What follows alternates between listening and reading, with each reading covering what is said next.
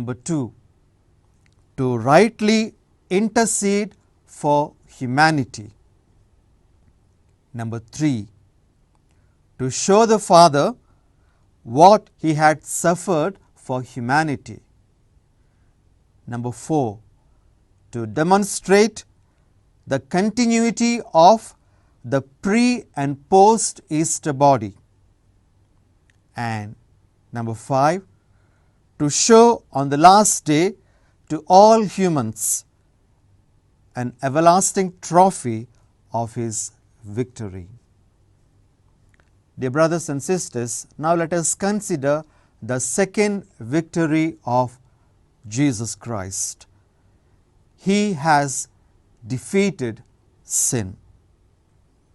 The resurrection of Jesus is the reward he earned from the Father for his sacrifice on the cross. It is a perfect sacrifice. God raised Jesus from death because Jesus' sacrifice on the cross was completely sufficient to pay for sin. His resurrection then is confirmation that forgiveness he extended to us was well received by God. Without the resurrection, we would have no assurance, no guarantee that Christ was in fact able to atone for our sins. In the letter of St. Paul to the Romans, chapter 6, verse 10, we read, "The death he died to sin once for all, but the life he lives to God." Jesus was dead to sin. It could not have its influence on him. By his resurrection, Jesus proved to the world that righteousness would ultimately win. The resurrection of Jesus propels all of us to become aware of this truth, that in his resurrection we have the forgiveness of sins. And now the third victory of Jesus. Jesus crushed the head of Satan by his death and resurrection, as the proto-evangelium in the book of Genesis enunciated. Satan wanted to drift Jesus away from his mission of saving the mankind, but Jesus was always focused on his mission and did not swerve from his goal. Satan brought death to the world by his wicked trick in the Garden of Eden.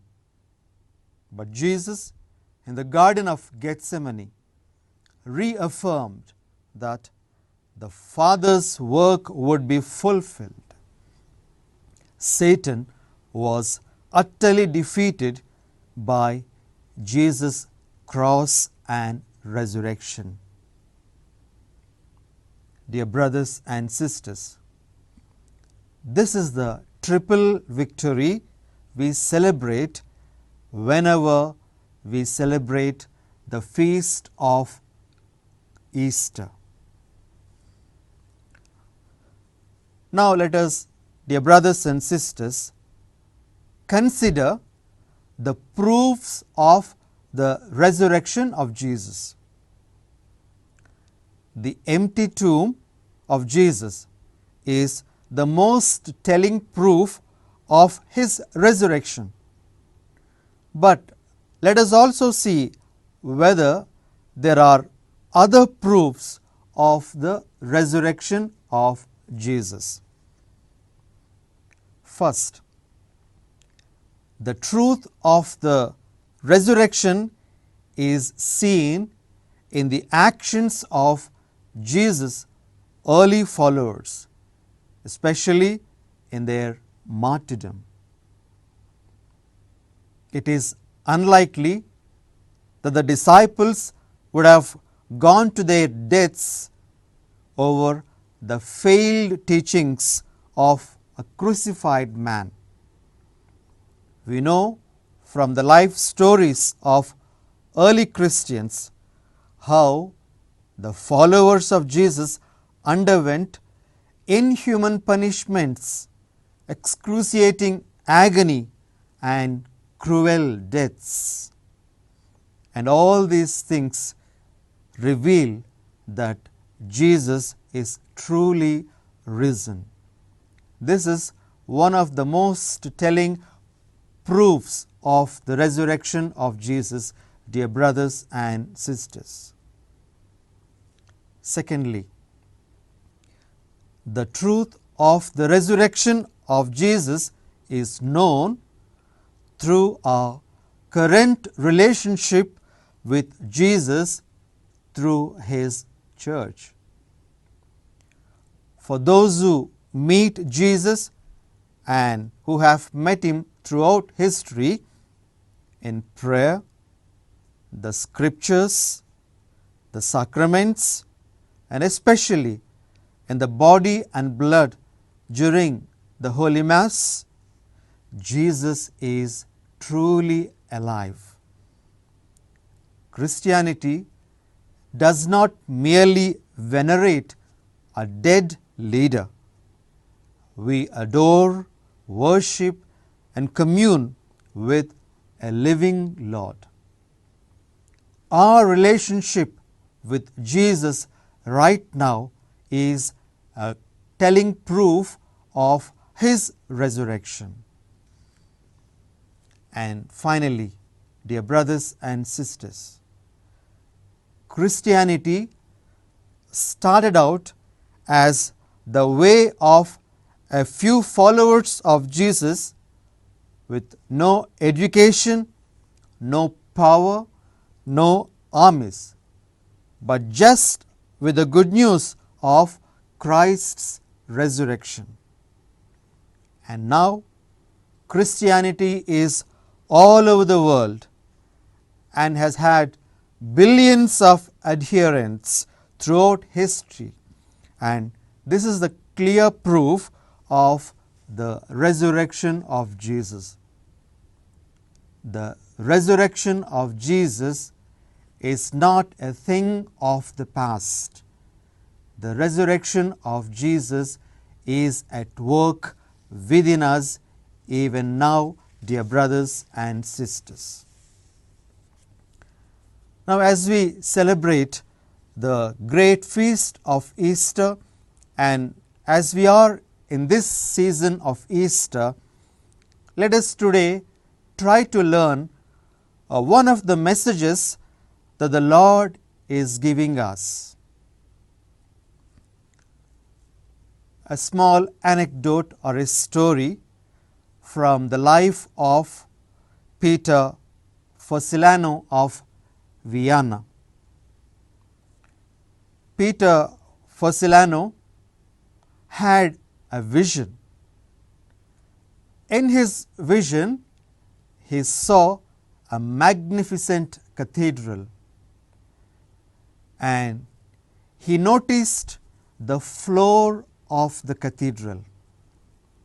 The floor was full of thorns, full of sharp objects. It was full of bits of broken glass pieces. Then he suddenly saw Jesus entering the cathedral, and he was walking on the floor unhurt, and he was reaching the altar. Then Blessed Virgin Mary, Saint Joseph, apostles, and many holy men and women followed Jesus, each of them carefully choosing the footprints of Jesus and walking exactly in the footprints, and no one was wounded.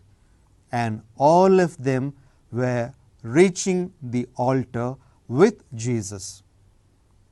Then this man suddenly noticed a side door opening, and many entered through the side door, and they were trying to walk on the floor and reach the altar, but they were unable to take even a few steps because of the broken glass pieces, the thorns and sharp objects on the floor.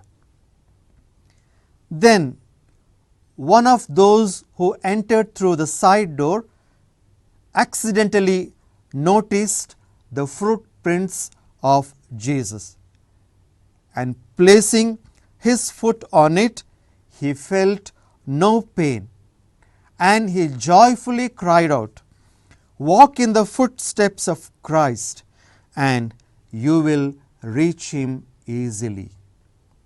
Walk in the footsteps of Christ, and you will reach him easily. Dear brothers and sisters, message of Easter is not a thing of the past. It's not merely to listen what happened long ago. It is to walk in the footsteps of Jesus to reach him. May we realize and recognize the presence of risen Jesus in our daily life and walk in his footsteps. May the risen Lord make our lives more meaningful and joyful. Amen. Wish you a very happy Easter.